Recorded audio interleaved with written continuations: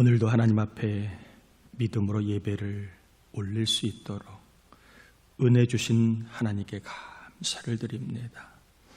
우리의 예배를 받으시고 다치고 끊겨진 우리의 삶에 하늘문이 열리는 놀라운 역사가 예배한 우리 모두 가운데 부어져 기쁨이, 좋은 일이, 복된 소식들이 넘쳐나는 하나님의 역사가 경험되는 우리의 삶과 예배가 되게 해 주옵시기를 예수님의 이름으로 간절히 기원하옵나이다.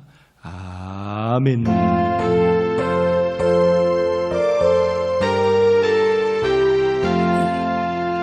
전능왕 오셔서 주 이름 찬송케 하옵소서.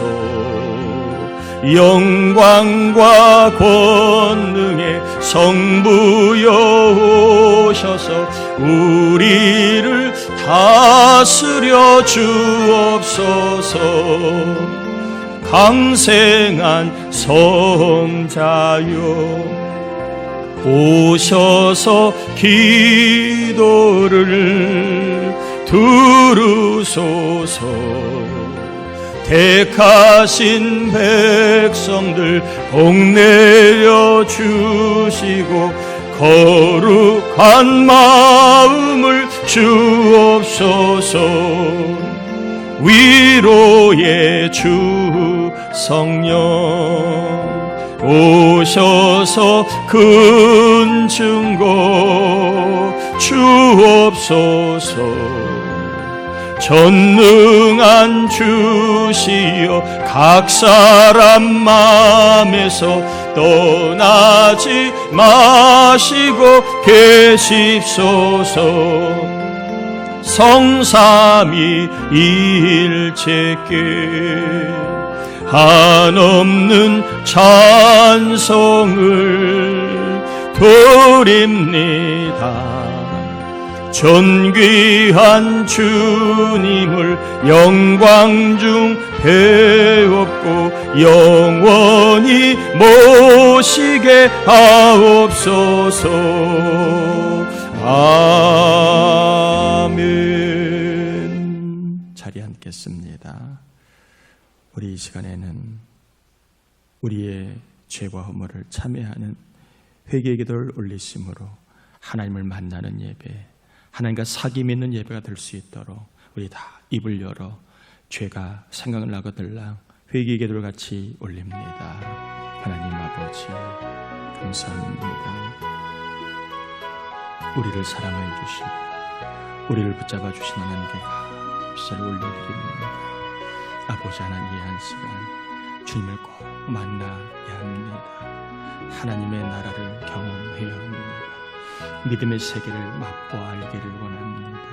하나님의 살아계심을 경험하기를 원합니다. 이 모든 일은 깨끗한 자만이 경험할 수 있기에 저희들 예수의 이름으로 이 종이 지은 교만, 혈기, 미움, 정욕, 거짓, 음란, 아버지 하나님의 또한 하나님 나라를 바라보지 못하고 땅만 보고 살아왔던 아버지 믿음 없는 모습들을 회개합니다. 예수의 이름을 온전히 자랑하지 못하고 아버지 하나님이여 살아왔던 것도 회개합니다. 주님은 다 아시지요. 아버지 하나님, 회개하지 못한 더럽고 은밀한 죄까지 보혈로 다 씻어주셔서 이 한 시간 주님 만나는 귀한 시간 아버지 하나님과 사귐 있는 예배가 될 수 있도록 이 종을 정결케 하시고 회개한 종들마다 정결케 하여 주옵소서. 입을 열어 죄를 회개한 영혼들을 우리 주님의 약속을 따라 주님의 피로 깨끗게 해주심을 믿고 깨끗한 심령들이 하나님과 사귀며 하나님을 경험하고 하나님과 교제함을 통하여 행복과 믿음의 세계를 경험할 수 있도록 역사하여 주옵소서. 특별히 말씀을 듣습니다. 눈과 귀가 열려 하나님을 보게 하시고 하나님의 능력이 우리 가운데 부음받아 약한 병이 고침받고 흔들리는 마음이 굳건해지고 두려운 마음이 평안하게 하시고 낙심한 영혼이 소망으로 아버지 하나님이 변화되게 도와주시고 믿음 없는 저희들에게 믿음을 주셔서 하나님이 나와 함께 하심을 아버지 믿고 세상 속에 구원자, 승리자, 해결자, 우리를 도우시는 임마누엘의 주님을 경험하는 역사가 있게 하여 주시고 하나님의 권세가 우리의 일터와 사업 위에 우리의 가정과 자녀, 손자, 손녀 위에 임하여 저들 모두가 하나님의 사람들로 하나님의 영광을 보게 하여 주옵시기를 예수님의 이름으로 간절히 기도드립니다. 아멘. 누가복음 12장입니다. 13절에서 34절까지 교독합니다. 누가복음 12장 13절에서 34절까지 교독합니다.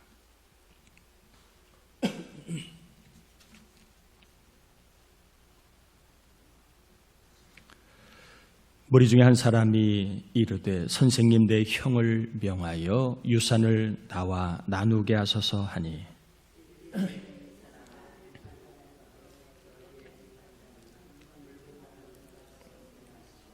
그들에게 이르되 삼가 모든 탐심을 물리치라 사람의 생명이 그 소유에 넉넉한 데 있지 아니하니라 하시고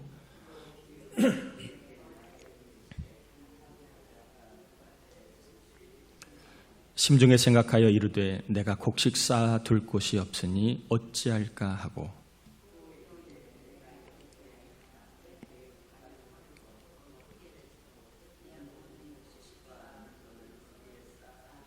또 내가 내 영혼에게 이르되 영혼아 여러 해 쓸 물건을 많이 쌓아두었으니 평안히 쉬고 먹고 마시고 즐거워하자 하리라 하되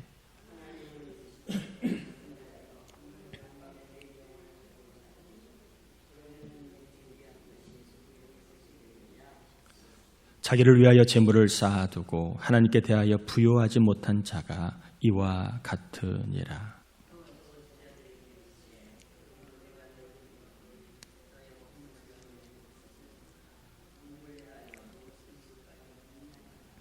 목숨이 음식보다 중하고 몸이 의복보다 중하니라.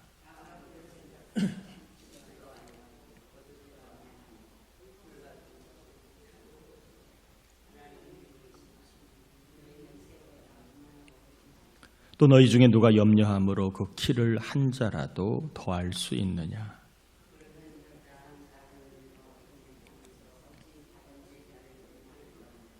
백합화를 생각하여 보라. 실도 만들지 않고 짜지도 아니하느니라.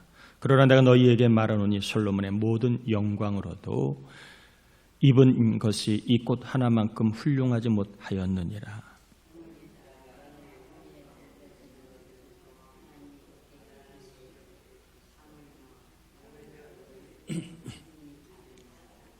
너희는 무엇을 먹을까 무엇을 마실까 하여 구하지 말며 근심하지도 말라.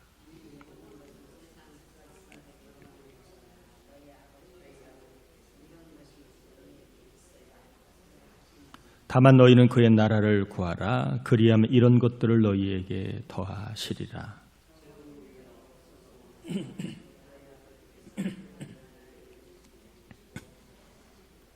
너희 소유를 팔아 구제하여 낡아지지 아니하는 배낭을 만들라. 곧 하늘에 둔 바 다함이 없는 보물이니 거기는 도둑도 가까이 하는 일이 없고 좀도 먹는 일이 없느니라.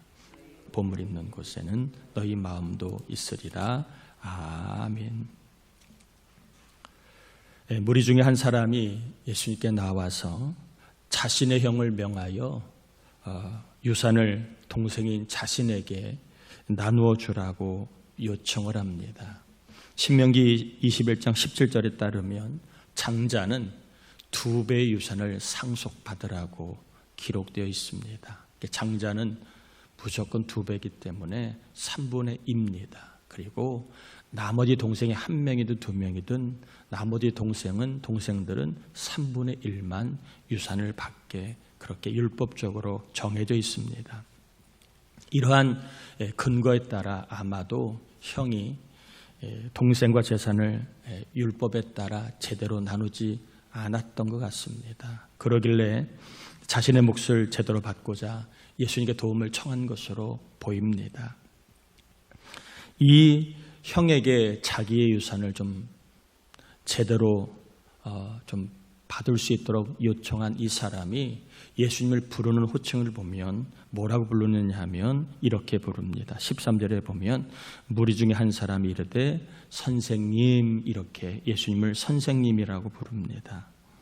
랍비라고 하는 거지요. 이 선생님이라고 부르는 것은 예수님이 누구인지를 전혀 감을 잡지 못하는 호칭입니다. 그냥 잘 가르치는 선생 정도로 이 사람은 알고 있기 때문에 이 사람이 얘기를 하면 형도 말을 듣겠다, 이렇게 생각을 해서 이 예수님을 랍비라고 호칭을 합니다. 이 랍비라고 부르는 걸 통해 누가는 이 사람이 믿음의 세계를 정말로 알지 못하는 사람, 믿음의 세계를 모르는 사람임을 우리에게 알려주고 있는 겁니다. 자, 무슨 말인지 아시겠지요? 성경은요, 하나하나가 굉장히 중요한 의미가 있습니다. 선생님, 이렇게 부르는 걸 통하여 이 사람은 예수님이 누구인지를 모르는 사람이고, 그러다 보니까 믿음의 세계를 전혀 모르는 사람이구나, 믿음의 세계를 모르는 사람에게 지금 어떤 말씀을 하고 있는가. 15절입니다. 15절 한번 같이 읽어봅니다. 그들에게 이르되 삼가 모든 탐심을 물리치라, 사람의 생명이 그 소유에 넉넉한 데 있지 아니하니라 하시고, 믿음의 세계를 전혀 모르는 사람, 이 사람에게 너는 소유만 있으면, 재산만 있으면, 돈만 있으면, 집만 있으면, 직장만 있으면 살 수 있다고 생각하는데, 사람의 생명은 너의 소유에 달린 것이 아니라 전적인 하나님의 섭리이자 주권임을 가르쳐 주신 겁니다. 자, 무슨 말씀인지 아시겠지요? 하나님, 예수님이 왜 탐심을 물리치고 사람의 생명이 소유에 있지 않다라고 말씀하셨는지를 여러분이 잘 이해하셨으리라 믿습니다. 그러면서 한 부자 비유를 들고 있습니다. 한 부자가 농사를 지었는데 정말 잘 지었습니다. 이 곡식이 너무너무 많아서 쌓아둘 곳이 없어 지금 있는 곡간으로는 턱없이 부족하여 이 많은 곡식을 저장하려면 내가 더 큰 곡간을 져야 되겠다. 그리고 그 큰 곡간에 내가 모든 수확한 농작물들을 많이 쌓아 놓으면 나는 남은 인생은 내가 편안하게 정말 즐기며 즐겁게 살 수 있을 것이라고 확신을 했습니다. 이렇게 자신했던 이 사람에게, 이 부자에게 주님이 뭐라고 말씀하시느냐? 하나님은 어리석은 자라고 얘기합니다. 왜 어리석은 자라고 얘기하느냐? 믿음의 세계를 모르기 때문에, 하나님이 우리를 부르시는 날은 순서가 없다는 걸 모르기 때문에 오늘 밤에 죽는다면, 오늘 밤에 하나님이 내 영혼을 찾으신다면 내가 그렇게 애주중지 쌓았던 것들이 누구 것이 되겠느냐? 너를 위해서 쌓아둔 것들이 쓰지 않으면 다 남의 것이 된다. 그러므로 재물을 너를 위해 쌓지 말고 하나님께 부유한 자가 되라, 이렇게 주님이 말씀을 하신 겁니다. 자, 이 이야기는 믿음의 세계를 모르는 사람에게 주님이 주시는 그러한 말씀이고요. 그 다음에 22절부터 후반부에는 제자들에게 주신 말씀입니다. 여러분 22절에 보면 이제 이 말씀을 하는 대상이 달라요. 또 누구들에게? 제자들에게. 여러분 성경을 볼 때에 이게 누구에게 하신 말씀인가를 보면 그 의미를 좀 더 잘 와 닿을 수 있습니다. 그리고 누구에게 말씀하셨나를 보면 성경이 덜 혼란스럽습니다. 예를 들면 이런 겁니다. 주여 주여 하는 자마다 천국에 들어가는 것이 아니다. 이 말씀을 잘못 적용하면 예수님만 믿으면 구원받지 못하는구나, 이렇게 적용할 수 있습니다. 바울은 뭐라고 얘기합니까? 주의 이름을 부르는 자는 누구든지 구원을 받으리라, 이렇게 말씀하고 있습니다. 이 같은 말씀인데 누구는 구원받고 누구는 구원받지 못한다. 주의 이름을 부르는 것만으로는 구원을 못 받고 어떤 사람은 주의 이름을 부르면 구원받는다. 그럼 어떻게 되는 겁니까? 어떤 이는 이렇게 얘기합니다. 바울의 말씀보다 주님 말씀이 권위가 더 있으니까 주의 이름을 부르는 자들만 구원받을 수 없다 이렇게 가르치는 사람도 있긴 한데 저는 그렇게 보지 않아요. 바울은 이방인을 대상으로 해서 교회 안에 초신자를 대상으로 하여 복음을 전하는 일을 주사역을 했기 때문에 구원에 이르는 방법으로 예수 그리스도를 믿으면 구원받는다는 이야기를 주로 했습니다. 그러나 마태복음의 마태는 이미 교회 안에 거짓 선지자들이 들어왔습니다.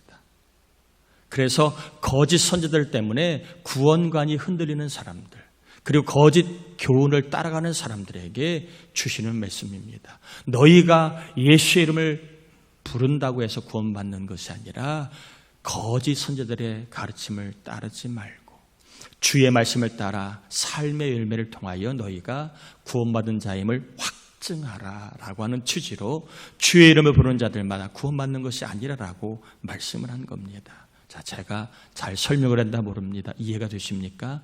누구에게 이 말씀을 했느냐? 대상자를 봐야 성경이 혼란이 덜 됩니다. 그걸 모르고 아무 때나 들이대면 말씀이 충돌하는 게 꽤 있습니다. 그러면 이단들이 이 말씀 가지고 우리를 미혹하면 아 그렇구나 하고 나는 구원받지 못한 사람인가? 구원에 대해서 흔들릴 수 있다는 것입니다. 여러분 오늘 본문에도 믿음의 세계를 모르는 사람에게 주신 메시지와 22절 이하에는 믿음의 세계를 알고 있는 제자들에게 주신 말씀이 좀 달라요. 대상자가 다르다는 겁니다.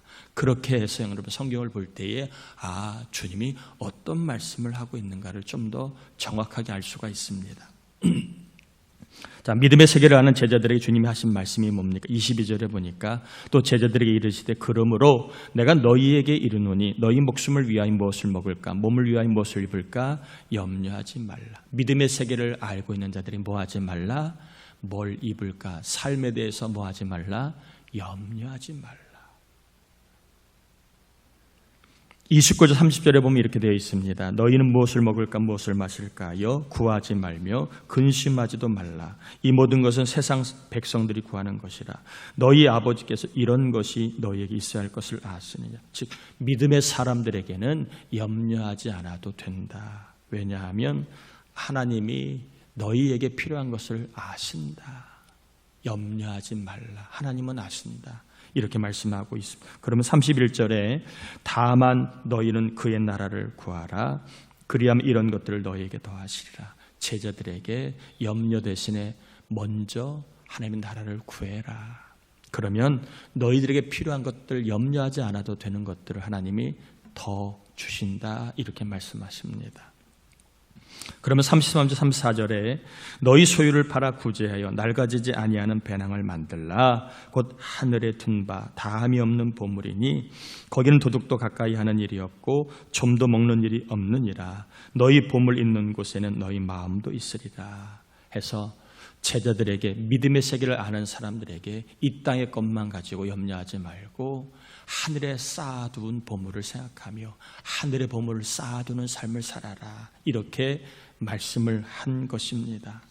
믿음의 세계를 아는 사람들은 항상 먼저 하나님의 나라를 목표로 살라라고 말씀하신 겁니다. 자, 믿음이 없는 사람에게는 사람의 생명이 소유가 아니라 하나님께 있다라고 말씀을 가르치셨다면 믿음의 사람들에게는 인생의 목표가 삶의 목표, 신앙의 목표가 어디다? 하나님 나라에 두라라고 말씀을 명확하게 하신 겁니다. 하나님의 나라를 목표로 살면 필요한 것들을 더 주신다. 31절에 분명히 말씀합니다. 다만 너희는 그의 나라를 구하라. 그리하면 이런 것들을 너희에게 더하시리라. 하나님의 사람들이, 믿음의 사람들이 하나님의 나라를 목표로 하면 하나님이 더 주신다는 겁니다. 하나님께서 필요한 일, 필요한 물질, 필요한 건강, 필요한 재능, 필요한 자리, 필요한 기회들보다 더 주신다. 여러분 이 말씀이 믿어졌으면 좋겠습니다. 필요한 것보다 더 받는 은혜가 있기를 축복합니다. 하나님의 나라를 목표로 살면 32절에 보니까 하나님의 나라를 주신다고 말씀하고 있습니다. 32절 한번 같이 읽어볼까요? 적은 무리여 무서워 말라. 너희 아버지께서 그 나라를 너희에게 주시기를 기뻐하시느니라. 하나님의 나라를 목표로 두고 살면 뭘 주신다고요? 하나님의 나라를 주신다. 하나님의 나라가 임한다는 겁니다. 하나님의 나라는 하나님의 사랑이 임한다고 말할 수 있고 하나님의 권능과 역사와 도우심이 임한다고 말할 수 있습니다. 하나님이 통치하시는 나라, 하나님이 역사하시는 나라가 하나님의 나라이기 때문에 이 말씀을 하나님의 도우심이라고 달리 말해도 틀린 말은 아닙니다. 그래서 우리가 하나님 나라를 목표로 두면 따라합시다. 돕는 사람이 생기고 예상치 못한 도움이 생긴다. 하나님의 나라를 목표로 두면 반드시 이런 걸 경험해요. 돕는 사람이 생겨납니다. 예상하지 못했는데 예상하지 못한 도움처가 생겨납니다. 그게 뭐라고요? 그게 하나님의 나라라는 겁니다.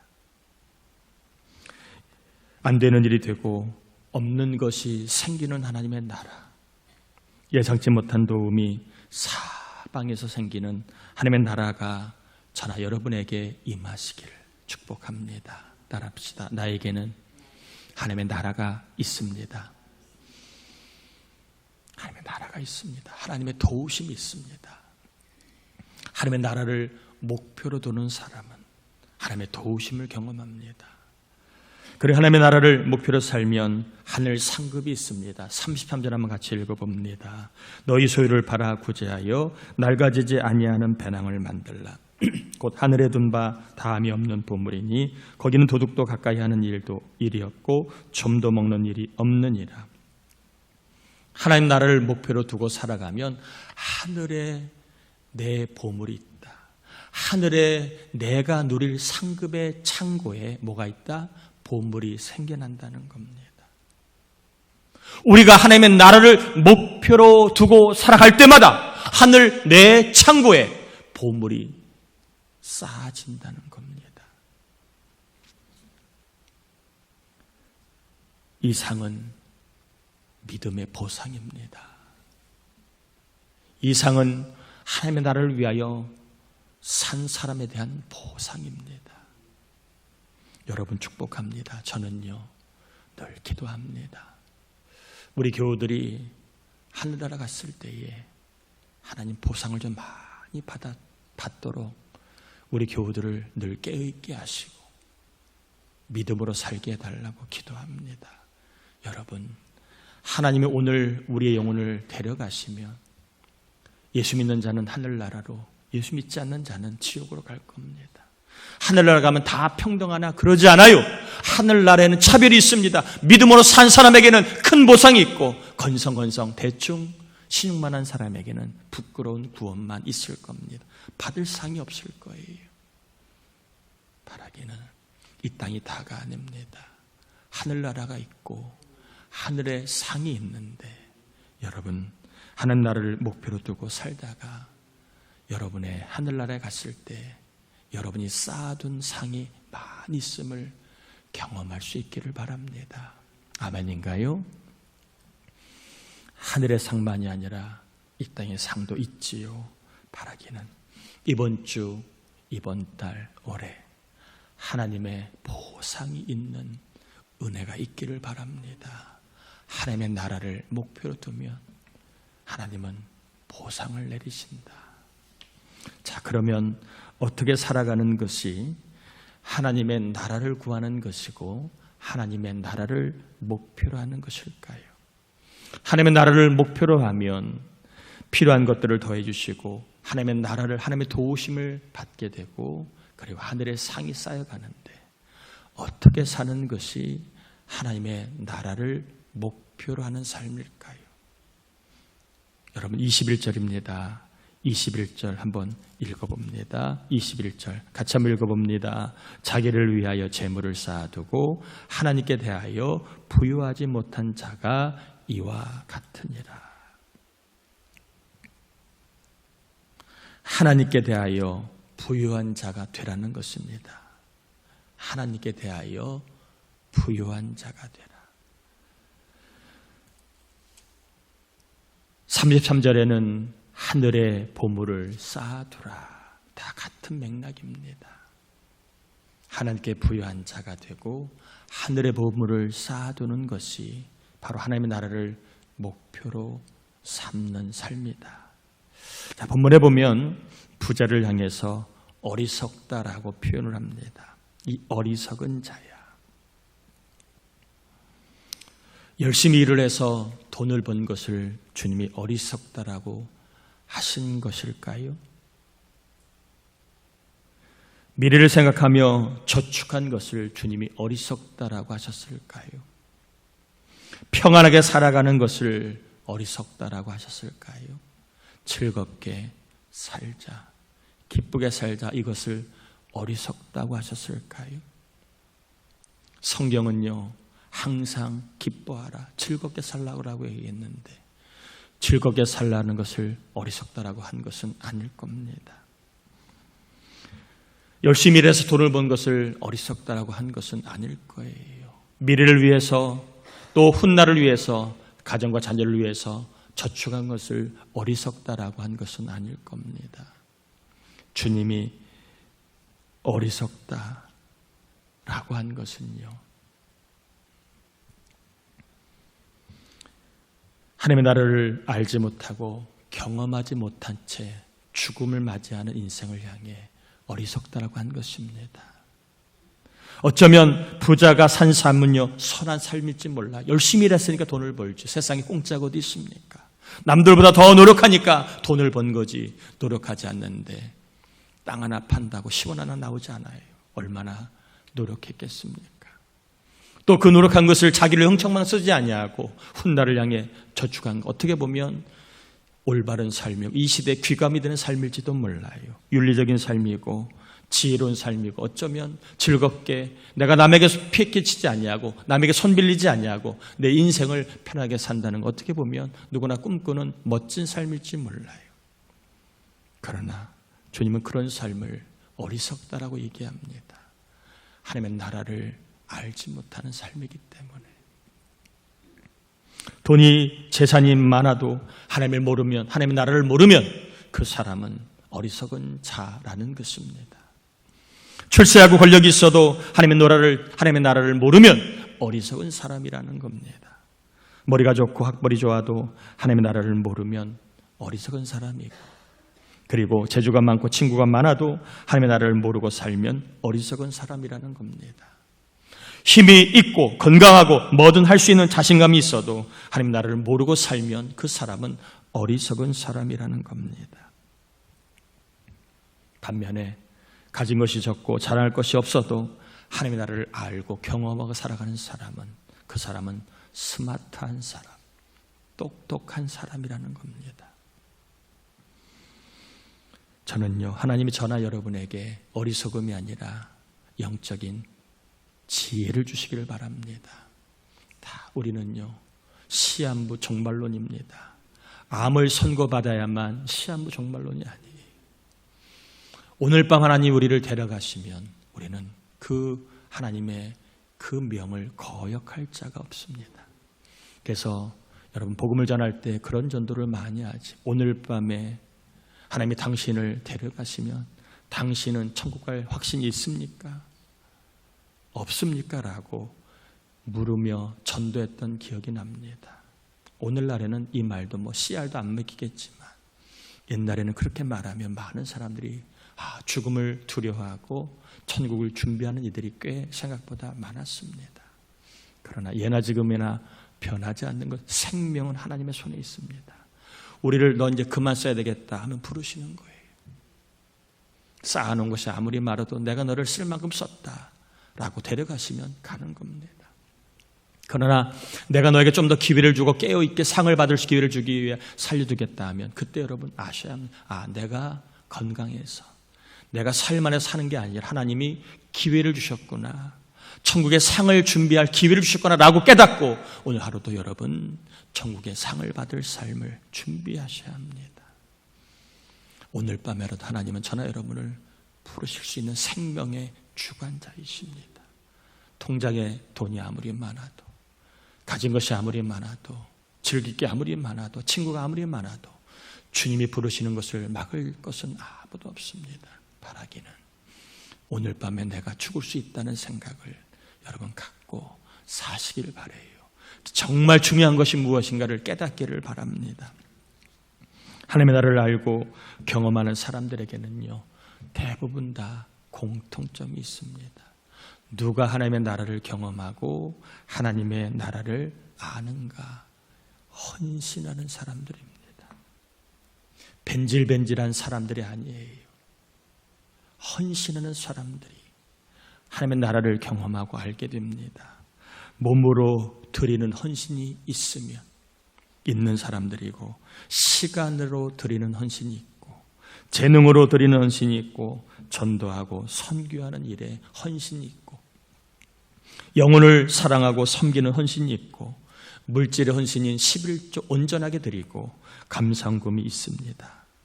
하나님의 나라를 경험하는 사람은 형편을 따지지 않아요. 조건을 따지지 않아요. 하나님을 향한 뭐가 있다? 헌신이 있습니다.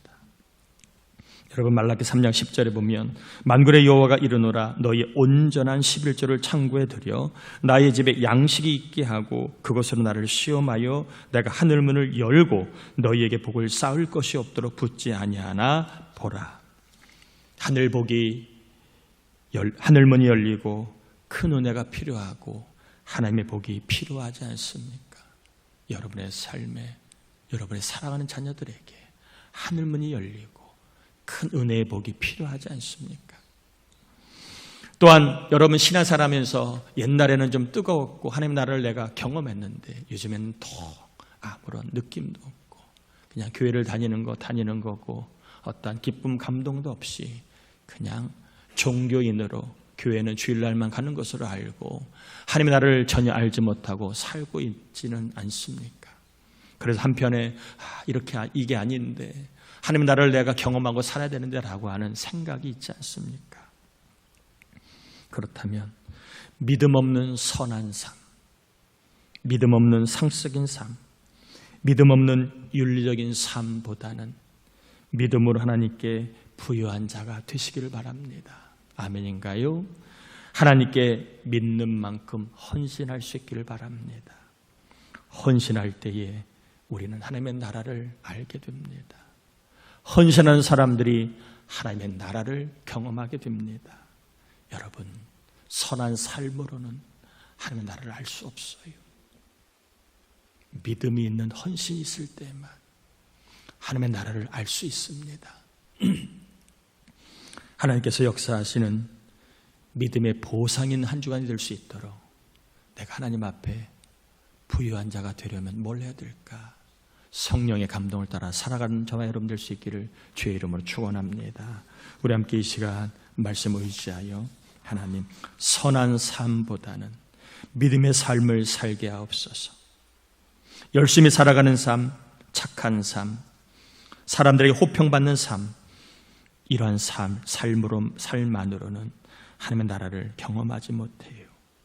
믿음이 있어야 하나님의 나라를 경험합니다. 헌신이 있어야 하나님의 나라를 경험합니다. 시간과 몸으로, 물질로 하나님께 헌신하는 삶을 통하여 하나님, 하늘문이 열리고 큰 은혜의 복이 임하는 삶을 살게 해달라고, 믿음의 삶을 통하여 하나님의 나라를 경험하게 해달라고, 어리석은 삶이 아니라 하나님의 나라를 경험하는 삶을 살 수 있게 해달라고 우리 함께 이 시간 기도합니다. 하나님 아버지, 감사를 올려드립니다. 우리를 사랑하여 주신 하나님 감사합니다. 우리를 붙잡아 주신 하나님 감사합니다. 아버지 하나님, 저희들 오늘 선한 삶, 세상에선 인정받고 또한 호평받는 삶일지 모르지만 그것 가지고는 하나님의 나라를 알 수 없습니다. 하나님의 나라는 믿음에 헌신이 있는 자만이 경험할 수 있습니다. 우리 교회가 힘들고 우리 교우들 힘들고 어려운 때입니다. 막막하고 절박하고 정말로 바닥같은 인생을 살아가는 이들이 많이 있습니다. 이때에 하나님의 나라를 우리가 경험하길 원하면 헌신해야 합니다. 아버지 하나님, 헌신을 통하여 하늘문 열리는 삶을 경험하게 하시고, 헌신을 통하여 큰 은혜의 복이 임하는 삶을 경험하게 하시고, 헌신을 통하여 하나님의 나라를 경험하는 영적으로 깨어있는 삶으로 우리를 세워주실 간절히 빌고 원합나이다. 하나님의 우리의 믿음이 헌신이 있는 믿음이 되어 하나님의 나라를 경험할 수 있도록 우리 남자, 여자, 우리 어린 학생들, 우리 어른이니까 모든 이들을 하나님의 나라를 경험할 수 있도록 믿음의 헌신의 삶을 살게 하시고 한 주간 삶의 보상이 있게 하여 주시옵소서. 하나님 감사합니다. 하나님의 나라는 착한 삶으로, 올바른 삶으로만, 윤리적인 삶으로만 경험할 수 없습니다. 하나님께 쌓는 믿음, 하나님께 드리는 헌신 있을 때에 믿는 사람들이 하나님의 나라를, 하나님의 역사를, 하나님의 도우심을 경험합니다. 사방이 막혔어도, 홍해길 같은 인생길에 길이 보이지 않아도, 빈들처럼 또한 혼인잔치 포도주가 떨어진 것 같은 인생길 속이라도 오늘 이 말씀을 듣고 어리석은 자가 아니라 하나님의 나라를 맛볼 수 있도록, 그래, 내가 하나님께 헌신해야지 깨달아져서 이번 한 주간 우리의 삶에 사방에 도움이 임하고, 또한 하나님의 역사가 경험되는 간증의 삶으로, 또 하나님이 믿음에 따른 보상을 주시는 은혜의 삶으로 우리 장로님들, 권사님들, 집에 성도님들을 다 헌신의 삶으로 인도하여 주옵소서. 오늘 특별히 하나님 앞에 나올 때 그냥 나오지 않고 11조를 온전하게 드리는 종들, 선교구제 주정 감사 사원 1,000번제 사대구입 헌금, 또한 나바공 모잠비크 선교헌금을 드리는 종들, 하나님 다 기억하소서. 하늘나라의 상으로 쌓아주시고 이 땅에서 하나님 모자라지 않는 날마다 더함을 받는 놀라운 은총의 삶으로 갚아 주옵소서. 간증이 있게 하소서. 특별히 믿음으로 드리고 싶으나 여건과 환경이 녹록지 않아 발만 동동 구르고 있는 종들도 형편을 아시지요. 하나님, 저들의 믿음이 하나님을 향할 끊임없는 헌신의 삶을 먼저 보임으로 하늘문이 열리는 삶을 살아 믿음으로 넉넉하게 드리는 삶을 살 수 있도록 믿음과 은혜를 주옵소서. 오늘 점심은 우리 홍진리 청년이 섬깁니다. 하나님, 섬기는 청년과 가정을 높여주셔서 하나님 좋은 일, 복된 일이 많아지게 하시고 저희 앞날이 하나님의 은혜가 늘 넘치게 하여 주옵시기를 예수님의 이름으로 축복하며 기도합니다. 아멘. 교회 소식을 전합니다. 이번 주 중보기도자 김경희 성도님, 김옥희, 이경희 성도님, 은유리와 진희자매 위하여 기도해 주시길 바라고요. 22일 날 구하라 금요 새벽 예배는 남자 목장입니다. 오늘 부흥회가 있습니다. 지난 5일 동안 우리가 기도에도 간절히 했고 우리 하반기에 하나님의 은혜가 우리 교회에 임하기를 간절히 원하여 부흥회를 준비했습니다. 행사가 아니라 내 영혼을 살리는 하나님의 초청입니다. 여러분, 영혼이 살아야 합니다. 영혼이 잘 되어야 합니다. 부흥회에 꼭 믿음으로 참석하시고 여러분 바라고 원하는 소원이 있다면 헌금을 잘 드리면서 기도 제목을 적어 부흥회에 참석해 주시길 바랍니다. 수능이 있고요. 중부기도원에 보시면 우리 한정신 권사님이 20날 화요일 날 염증 수술 제거를 위해서 입원하고 21일 날 수요일 날 수술을 받을 예정입니다. 지난번에 수술이 잘 되었지만 염증이 조금 남아 있어서 이제 한 번 더 수술하니까 깨끗하게 잘 될 수 있도록 기도 부탁을 하고 아픈 분들 많이 있습니다. 꼭 중보 기도해 주시길 바라고요. 다음 주일은 청년 목장이 주일을 섬깁니다. 여러분 청년들 어려운 때지만 섬기다가 큰 은혜가 임할 수 있도록 저들 또한 기쁨으로 잘 섬길 수 있도록 기도해 주시길 바랍니다. 다 자리에서 일어나겠습니다. 축도함으로 예배 마칩니다.